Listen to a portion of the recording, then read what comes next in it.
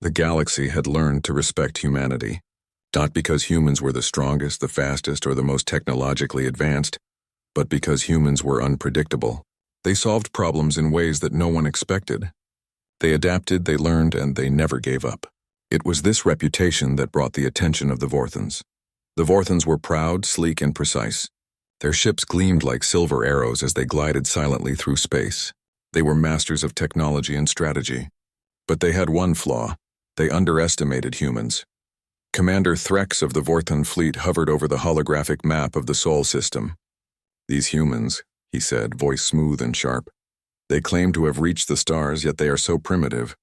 Let us see how clever they truly are. Let us test them."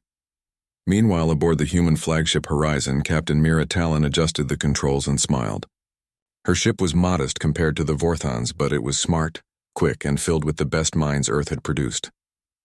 She had heard the rumors about the Vorthons, about their arrogance, their challenges, and their belief that humans were easy to defeat.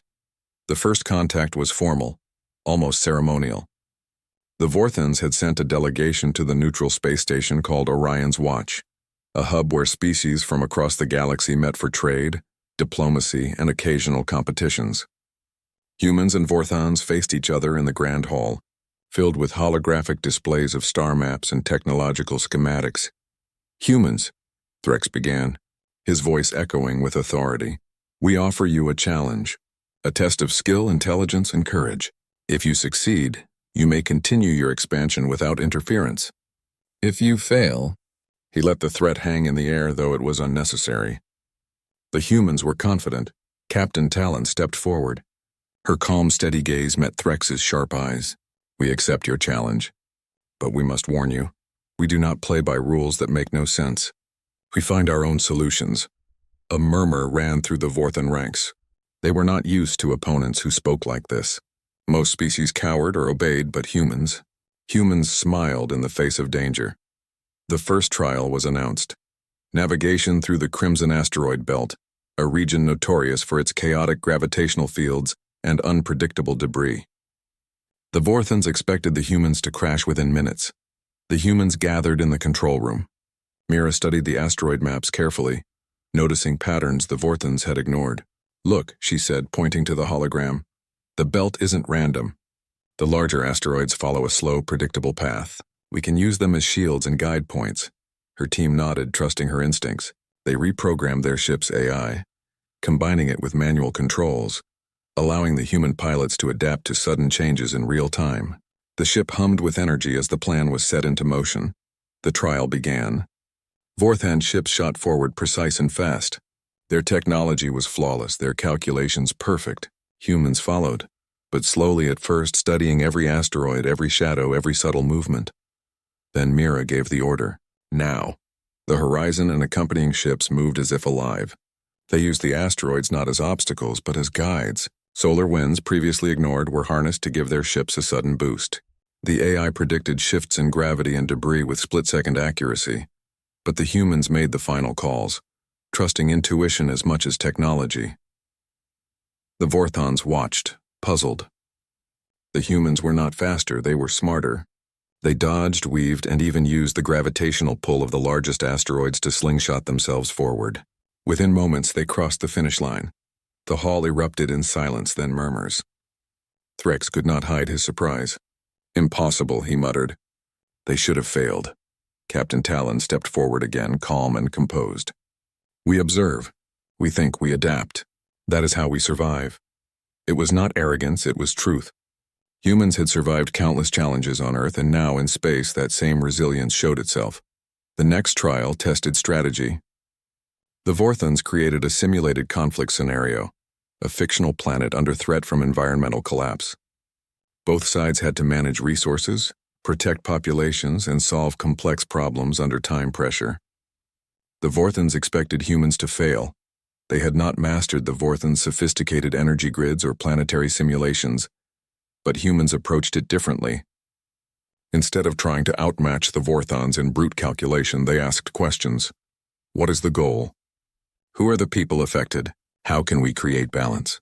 They reorganized resources, used simple yet effective engineering solutions, and even repurposed abandoned technology to stabilize the planet. The simulation ended. Not only was the planet saved, but it thrived better than it had under the Vorthan plan. Once again, humans had succeeded where others expected failure. Threx's pride was wounded. The Vorthans had challenged humans thinking this would be a simple demonstration of superiority. But humans were proving something far more dangerous to a proud species. Humans could see solutions where others saw only problems. Later, Captain Talon walked through the observation deck of Orion's watch. Crew members were buzzing with excitement, analyzing the data and sharing ideas. Mira smiled. "This is just the beginning," she said softly. Her second-in-command, Lieutenant Jaren, frowned. "Do you think the Vorthans will accept our success, or will they escalate?" Mira's eyes were steady. "They will escalate. But that is fine. Let them challenge us. That is how we show them what humans are truly capable of." Meanwhile, in a hidden chamber of the Vorthan ship, Threx convened his advisors. "These humans, they are unpredictable, yes, but not in a way we can calculate. We have underestimated them." "That was a mistake." A young Vorthan officer dared to speak. "Commander, perhaps we should call off the challenge. They may be more dangerous than we anticipated." Threx's eyes narrowed. "Call it off? No, we will continue. But we must adjust our approach. If we wish to prove superiority, we must understand them first." That night, the humans gathered for a brief celebration. They were tired but proud. Not because they had beaten the Vorthans, but because they had done it on their own terms using their strengths: observation, adaptation, and clever thinking. Mira stood before her crew. "Tomorrow they will test us again. But remember, humans survive because we think differently. We do not fear challenges. We meet them. And when we do not just succeed. We show the galaxy who we are." The stars outside the window twinkled like distant witnesses. Somewhere out there, the Vorthans were plotting their next move. But for now, humanity had made its first statement. Challenge a human and you will face a problem you did not expect. The Vorthans were stunned. The humans had not only survived the first trial, they had outsmarted them. Commander Threx paced the deck of his flagship, his long fingers tapping against the console. "They think differently," he muttered. "Not faster, not stronger, but differently, that is, dangerous." On the human side, Captain Mira Talon and her crew had returned to the horizon, their ship alive with energy and quiet excitement. The first challenge had been a test of skill. The next would test wisdom. The Vorthans announced the second trial, a diplomatic and ethical scenario involving a neutral planet on the brink of internal conflict. Two native factions, unaware of the Vorthan presence, were arguing over control of resources. The task was clear: stabilize the situation, prevent chaos, and create a lasting solution. Most species would rely on force or intimidation. That was the Vorthan's plan. They believed humans would struggle with a problem that had no clear technical solution. The humans studied the data carefully. The planet named Elara had two main factions: the Skybinders, who lived in floating cities, and the Stonewalkers, who lived on the surface and mined valuable crystals. Both sides believed the crystals belonged solely to them, and both had advanced technology. Lieutenant Jaren frowned at the readings. "If we do this as the Vorthans expect, split resources evenly, it will fail. They will resent the other side and conflict will continue." Mira nodded. "Exactly. But what if we solve the problem from their perspective? What do both sides truly need?"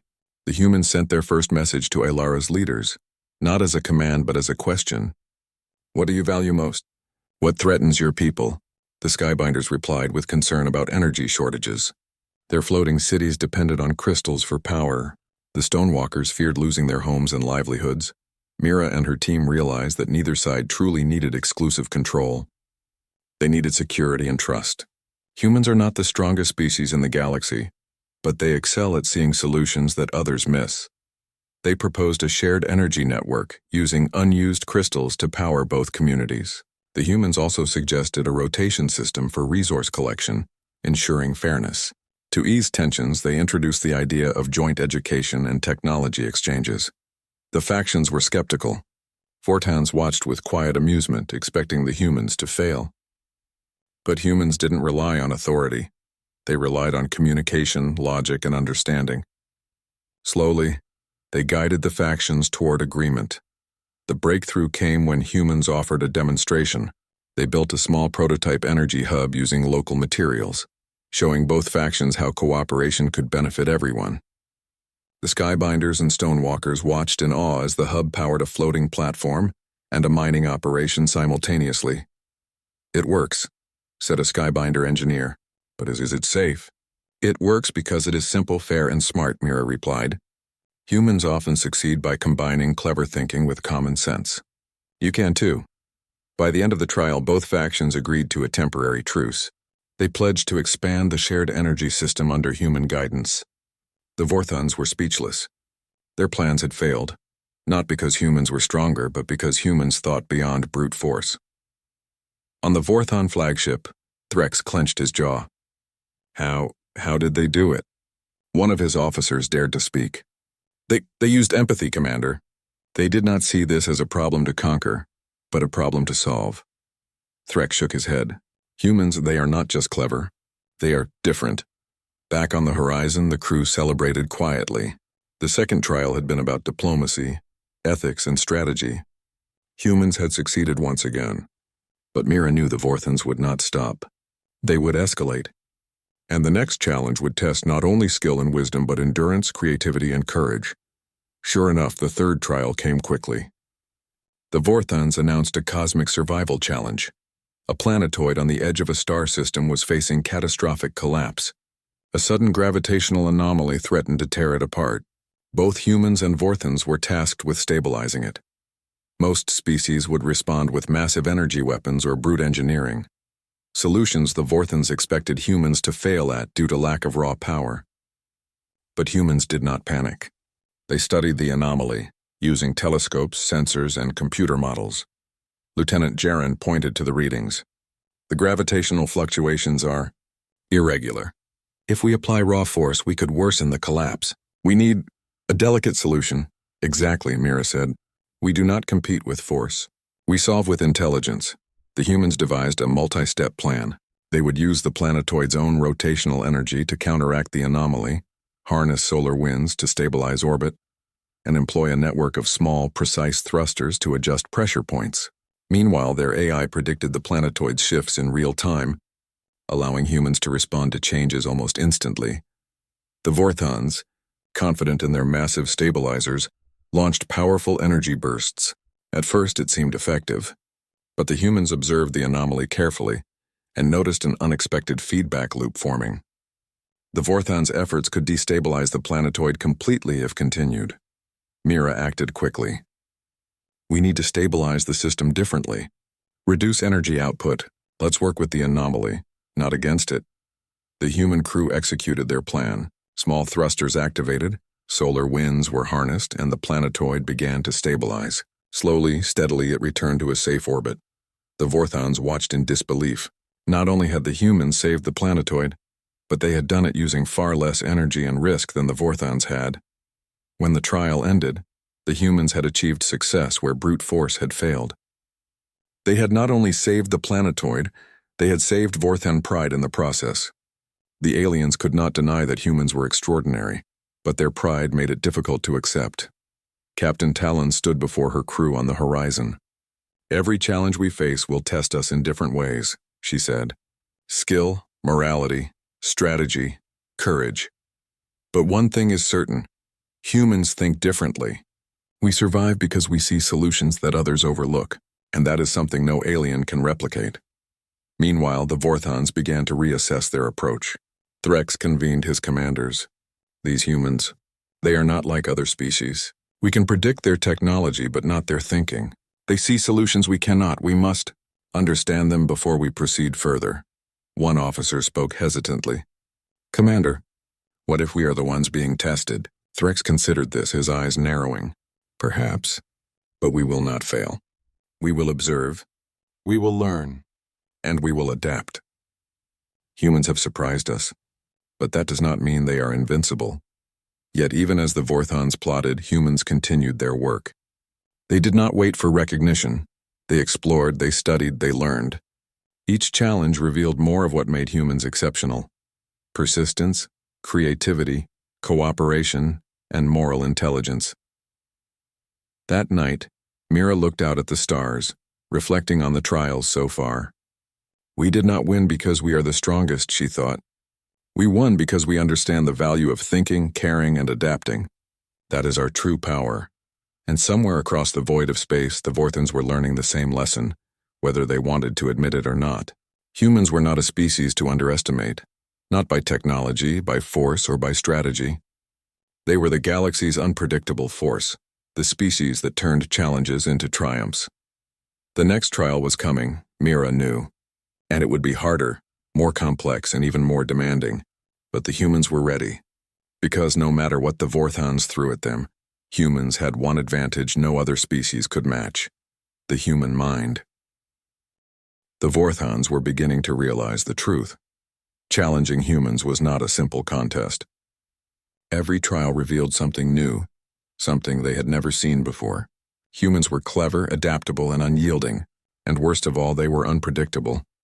Commander Threx paced the bridge of his flagship, eyes fixed on the holographic display of the galaxy.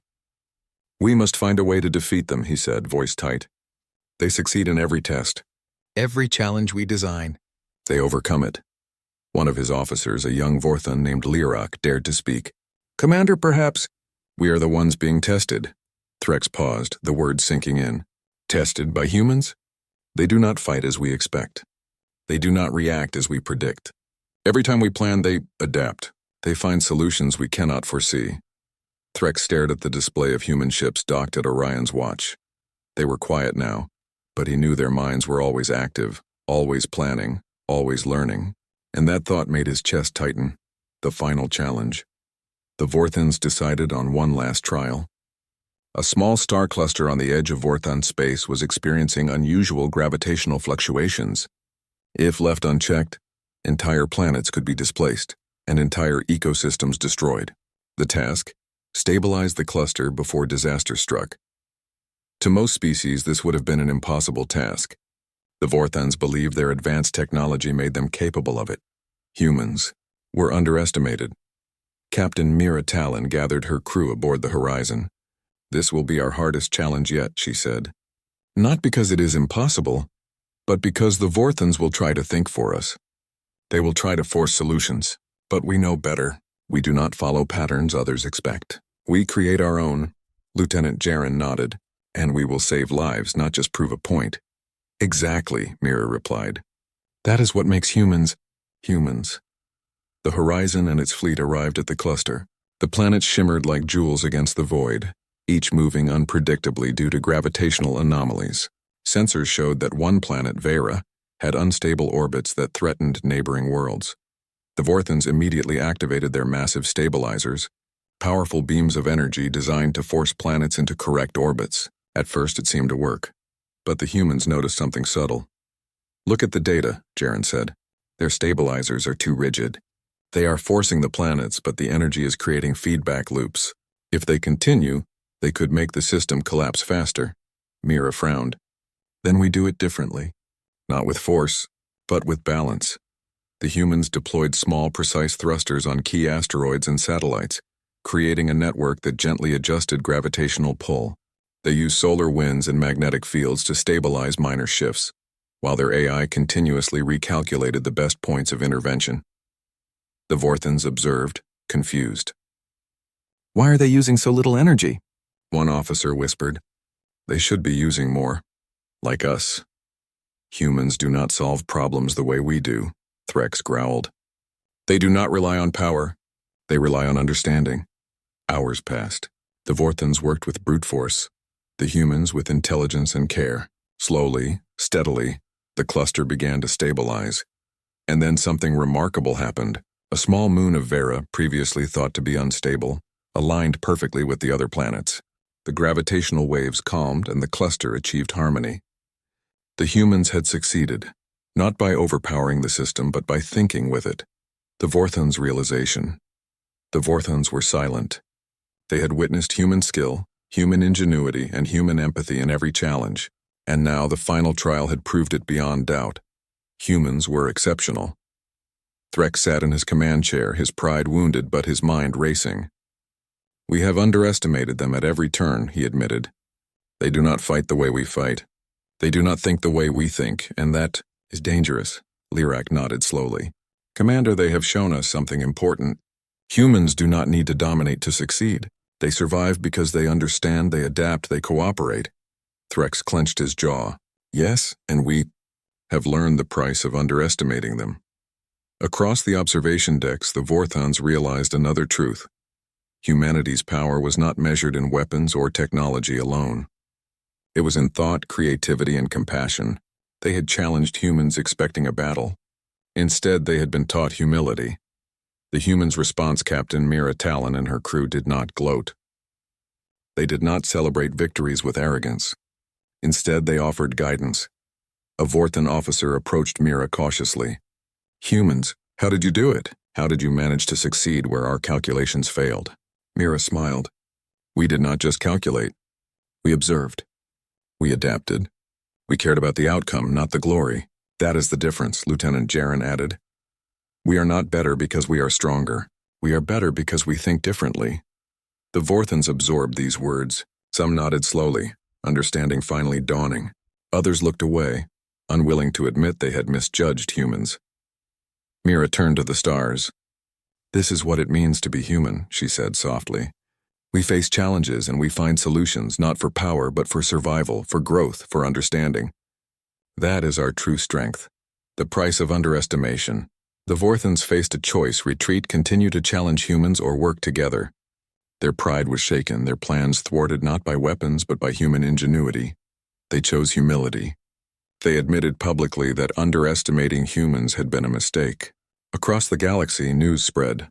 The Vorthons, once proud and unyielding, had been outsmarted by humans, not through violence, but through creativity, intelligence, and moral strength. To some, it was a loss of face. To humans, it was a confirmation of what they had always known. Thinking differently, caring for others, and adapting to every situation made them extraordinary. Captain Mira Talon addressed the Vorthons in a final assembly at Orion's watch. We did not challenge you to show our superiority. We met your challenges to prove that cooperation, intelligence, and understanding are stronger than force alone. Together we can achieve more than alone. The Vorthons, humbled and thoughtful, agreed. They began plans for joint research, exploration, and collaboration. A new chapter in galactic relations had begun, not of conflict but of mutual respect. Humans triumph in. The weeks that followed, humans and Vorthons worked side by side, learning from each other. Human methods of observation, problem-solving, and ethical thinking spread across Vorthon ships and stations. The aliens had paid the price of underestimation. A bruised pride, yes, but more importantly, a lesson in humility and respect. Mira watched the joint fleets prepare for their next mission, exploring a distant nebula. She felt pride not for herself but for all of humanity. They had faced a proud alien race, met every challenge with intelligence and integrity, and emerged not only victorious but respected. The galaxy will remember this, she said to Jaren, not because we defeated them, but because we showed what humans can do when we think, adapt, and care. Lieutenant Jaren smiled. And the Vorthons learned something too. Yes, Mira said, looking at the stars. Never underestimate a human.